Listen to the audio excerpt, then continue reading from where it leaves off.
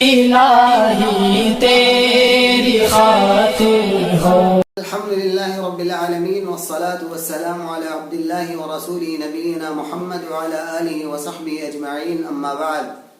محمد بن عبد الوہاب رحمہ اللہ نے کتاب التوحید اپنی کتاب کے اندر دوسرا باب قائم کیا، باب فضل التوحید وما یکفر من الذنوب، کہ توحید کی فضیلت اور علم توحید انسان کے گناہوں کو مٹا دیتی ہے۔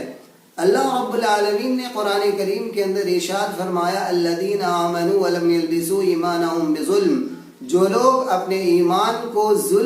ایمان کے ساتھ ظلم کی آمیزش نہیں کرتے ہیں، ایمان کے ساتھ ظلم کو نہیں ملاتے ہیں، ایسے لوگوں کے لیے امن ہوگا اور یہی لوگ ہدایت یافتہ ہوں گے۔ امام ابن کثیر رحمہ اللہ نے لکھا کہ جو لوگ اللہ کی عبادت میں کسی کو شریک نہیں ٹھہراتے ہیں، صرف اللہ رب العالمین کی عبادت کرتے ہیں، ایسے لوگوں کو قیامت کے دن اللہ رب العالمین امن و امان عطا کرے گا اور دنیا میں یہی لوگ ہدایت یافتہ ہوں گے۔ بعض لوگوں نے یہ بیان کیا کہ امن کا تعلق آخرت سے ہے، اور بعض اہل علم نے اور بیان کیا کہ ہدایت کا تعلق دنیا سے ہے، اور بعض یہ کہتے ہیں کہ امن اور ہدایت دونوں کا تعلق دنیا سے بھی ہے اور آخرت سے بھی ہے۔ یعنی جو لوگ اللہ رب العالمین کی عبادت میں کسی کو شریک نہیں کریں گے، توحید کے تقاضوں کو پورا کریں گے، اعمال کو انجام دیں گے اس عقیدے کی بنیاد پر جو عقیدہ اللہ کے رسول صلی اللہ علیہ وسلم نے قرآن کی روشنی میں، اپنی تعلیمات کی روشنی میں ہمیں دیا ہے، اس کے مطابق جو لوگ عمل کریں گے، ایسے لوگوں کے لیے دنیا کے اندر بھی امن و امان ہوگا۔ یعنی وہ لوگ، ان کے اندر اللہ کے علاوہ کسی کا خوف ہی نہیں ہوگا، وہ لوگ کبھی غریبی سے نہیں ڈریں گے، وہ لوگ کبھی ظلم سے نہیں گھبرائیں گے، یہ لوگ کبھی بھی کسی ظالم کے اور بڑے بڑے جابروں کے ظلم سے خوف زدہ نہیں ہوں گے۔ اللہ رب العالمین ان کے دلوں میں ایک عجیب طرح کا امن اور بے خوفی کو طاری کر دے گا، جو دنیا میں ان کا دل ہمیشہ اللہ رب العالمین سے مطمئن ہوگا۔ یہ معنی بیان کیا۔ اور آخرت کے دن جب تمام لوگ جہنم کے عذاب کو دیکھ کر گھبرا رہے ہوں گے، توحید کے ماننے والے لوگوں کو، توحید پر عمل کرنے والے اور اس کے مطابق نیک اعمال کو انجام دینے والے لوگوں کو اللہ رب العالمین جہنم کے عذاب سے اور اس کے خوف سے محفوظ رکھے گا۔ اور ہدایت کا تعلق بھی دنیا کے اندر بھی اور آخرت کے اندر بھی ہے۔ یعنی جو لوگ اللہ کی توحید کو بجا لائیں گے، اللہ کی عبادت میں کسی کو شریک نہیں ٹھہرائیں گے، اللہ نے جو ان پر واجبات کیے ان کو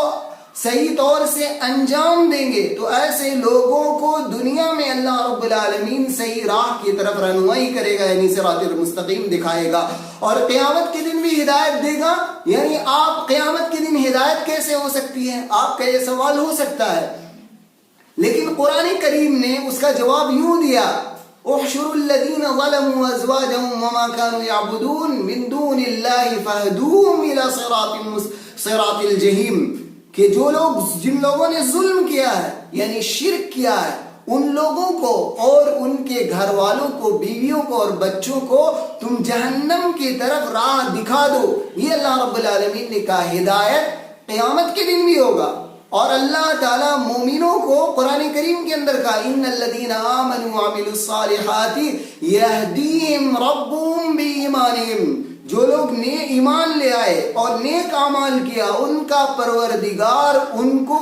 رہنمائی کرے گا، بی ایمانہم، ان کے ایمان کی وجہ سے۔ کس کی رہنمائی کرے گا؟ جنات تجری من تحتها الانہار، جنت کی طرف رہنمائی اور ہدایت دے دے گا اللہ رب العالمین۔ تو ہدایت کا تعلق دنیا کے اندر بھی ہے اور ہدایت کا تعلق آخرت کے اندر بھی ہے، جیسا کہ ابن عثیمین رحمہ اللہ نے بیان فرمایا اور اسی قول کو راجح قرار دیا ہے۔ اسی طرح سے امن کا تعلق بھی دنیا کے اندر بھی ہے، دنیا کے اندر بھی ان کو کسی چیز کا غم نہیں ہوگا، کسی چیز کا خوف نہیں ہوگا، ان کا دل ہمیشہ مطمئن رہے گا۔ ایسے لوگوں کو اللہ رب العالمین توحید پرستوں کو دنیا کے اندر بھی امن و امان نصیب کرے گا اور قیامت کے دن کے اندر بھی امن و امان نصیب عطا فرمائے گا،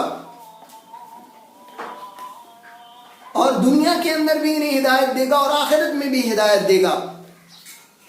حضرت عبادہ بن صامت رضی اللہ عنہ سے امام بخاری رحمہ اللہ نے اپنی کتاب کے اندر ایک حدیث نقل کی ہے. یہاں پر امام محمد بن عبد الوہاب رحمہ اللہ نے ذکر کیا ہے، کہا من شہد ان لا الہ الا اللہ وان محمد رسول اللہ وان عیسی عبد اللہ ورسولہ وکلمتہ القاها الى مریم وروح منہ والجنة حق والنار حق ادخلہ اللہ الجنة على ما كان من العمل. بخاری کی روایت ہے اور مسلم کی بھی روایت ہے.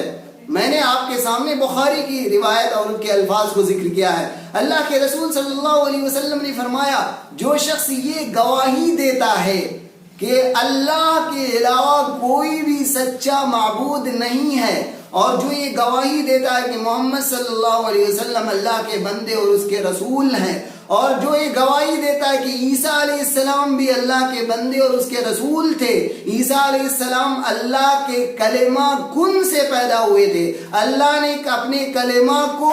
مریم علیہ السلام کی طرف ڈالا تھا، بھیجا تھا، وروح من، اور اللہ کی جانب سے عیسیٰ علیہ السلام ایک روح تھے، والجنت حق، اور جو مانے گا، عقیدہ رکھے گا، ایمان رکھے گا کہ جنت برحق ہے، جہنم برحق ہے، تو اللہ رب العالمین اسے جنت میں داخل کرے گا اس اعمال کے مطابق جو اس نے انجام دیے ہیں یا اس سے سرزد ہوئے ہیں.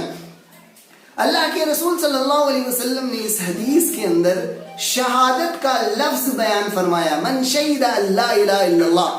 گواہی. اور آپ کو یہ جاننا چاہیے کہ اہل علم نے لکھا ہے کہ گواہی بغیر علم کی نہیں ہو سکتی، کہ انسان اگر کسی چیز کی گواہی دے رہا ہے تو اس کو صحیح معلوم ہونا چاہیے، اس موقع پر وہ حاضر ہو، اس کے پاس صحیح علم ہو.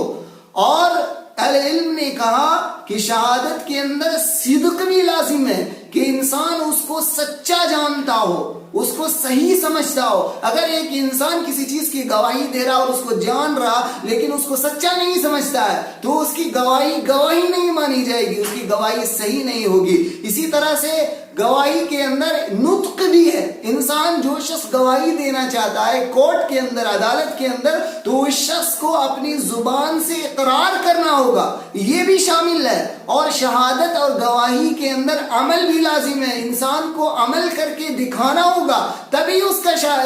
کی گواہی قابل قبول ہوگی. اسی لیے اہل علم نے لکھا ہے کہ کلمہ لا الہ الا اللہ، کلمہ توحید یا کلمہ شہادت جس کو ہم کہتے ہیں لا الہ الا اللہ، اس کے لیے 7 شروط ہیں، اور بعض اہل علم نے 8 شروط بیان کیے جو آنے والے درسوں کے اندر انشاءاللہ میں آپ کے سامنے پیش کروں گا. یہاں وہ موضع اور محل نہیں ہے کہ جو شخص لا الہ الا اللہ کی گواہی دیتا ہے،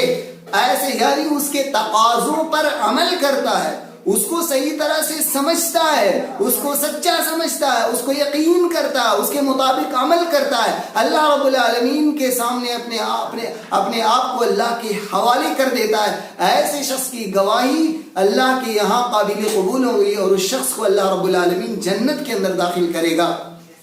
لیکن سوال یہ پیدا ہوتا ہے کہ کیا انسان اگر صرف اپنی زبان سے اللہ کے لا الہ الا اللہ اور محمد رسول اللہ کی گواہی دے دیتا ہے، اس حدیث کے مطابق اللہ رب العالمین اسے جنت میں داخل کرے گا؟ یقیناً اس حدیث کو بہت سارے مسلمانوں نے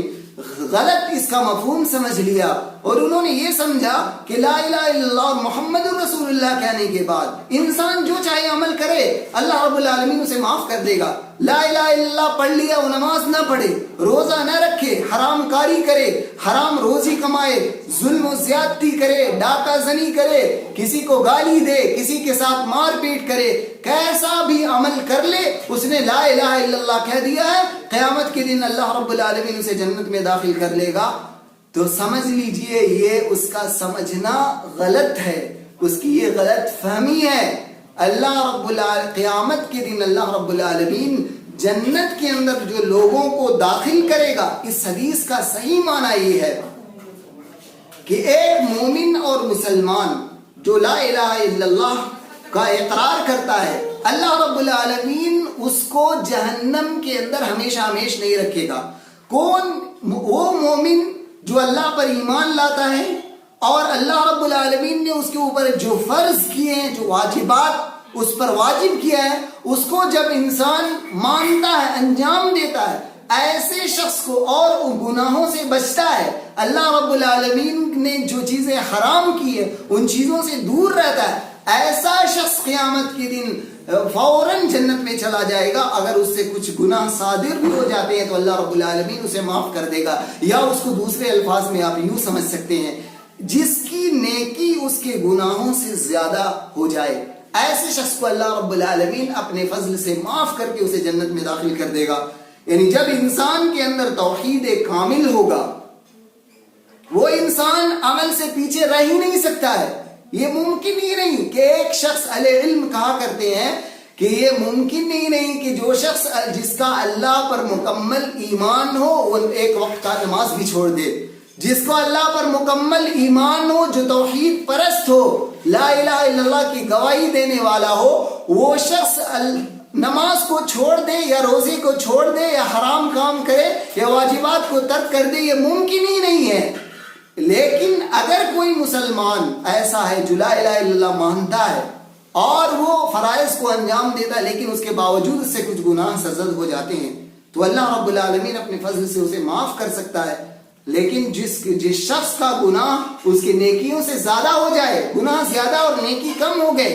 ایسے شخص کا معاملہ اللہ کے سپرد ہو جائے گا۔ اللہ چاہے گا تو اسے معاف کر دے گا اور چاہے گا تو اسے عذاب دے گا جہنم میں۔ لیکن اگر ایسے مسلمان کو جہنم میں داخل کیا بھی گیا تو ہمیشہ وہ جہنم میں نہیں رہے گا، بلکہ ایک دن اسے جہنم سے نکال دیا جائے گا اور پھر جنت میں ڈالا جائے گا۔ جس طرح سے کافروں کو ہمیشہ جہنم میں رکھا جائے گا، اس طرح کسی بھی مسلمان کو جہنم کے اندر ہمیشہ نہیں رکھا جائے گا۔ ہاں، آپ کو یہاں پر ایسا ہمیں ان چیزوں کی شرح کیوں کرنی پڑ رہی ہے؟ آخر اللہ کے رسول صلی اللہ علیہ وسلم نے تو یہ کہہ دیا۔ آپ مجھ سے کہہ سکتے ہیں کہ اللہ کے رسول صلی اللہ علیہ وسلم نے کہا کہ لا الہ الا اللہ اور محمد رسول اللہ کی جو گواہی دے گا اللہ رب العالمین اسے جنت میں داخل کرے گا، علی ما کان من العمل، چاہے اس کا کوئی بھی عمل ہو۔ تو اس کا جواب یہ ہے کہ جس طرح سے یہ نبی صلی اللہ علیہ وسلم کی بات ہے، اسی طرح سے اللہ کے رسول صلی اللہ علیہ وسلم نے بھی وہ حدیثیں بیان کی ہے جس کے اندر یہ ثابت ہے، اہل سنہ والجماعت کا عقیدہ ہے کہ اللہ تعالیٰ بہت سارے گنہگار مسلمانوں کو جہنم میں داخل کرے گا، اور اللہ کے رسول صلی اللہ علیہ وسلم نے یہ فرمایا کہ آخر میں پھر جہنم سے میری شفاعت کی بنیاد پر اللہ تعالیٰ نکالے گا۔ یعنی جہنم میں کچھ مسلمان یقینی طور سے داخل ہوں گے۔ اسی لیے آپ صلی اللہ علیہ وسلم نے ایک حدیث میں فرمایا کہ اللہ تعالیٰ کہے گا اے محمد صلی اللہ علیہ وسلم تم جہنم سے ہر اس شخص کو نکال دو جس کے دل میں رائی کے دانے کے برابر بھی ایمان ہو، جس کے دل میں جو کے دانے کے برابر بھی ایمان ہو، اسے بھی جہنم سے نکال دو۔ اس شخص کو بھی جہنم سے نکال دو جس کے دل میں چونٹی کے برابر ذرہ برابر بھی ایمان ہو، اسے جہنم سے نکال دو۔ یعنی احادیث کے روشنی میں یہ بات ثابت شدہ ہے کہ کچھ لوگوں کو جو اللہ پر ایمان لانے والے ہیں ان کو جہنم میں ڈالا جائے گا اور اخیر میں جہنم سے نکالا جائے گا۔ تو پھر مسلمانوں کو کیسے جائز ہو سکتا ہے کہ وہ خوش فہمی میں رہے کہ اللہ تعالیٰ اسے لا الہ الا اللہ کہہ دینے کے بعد جہنم میں داخل نہیں کرے گا، وہ آرام سے جنت میں چلے جائیں گے؟ نہیں، بلکہ اللہ رب العالمین ہر انسان سے حساب و کتاب لینے والا ہے۔ ساجد میں مجالس میں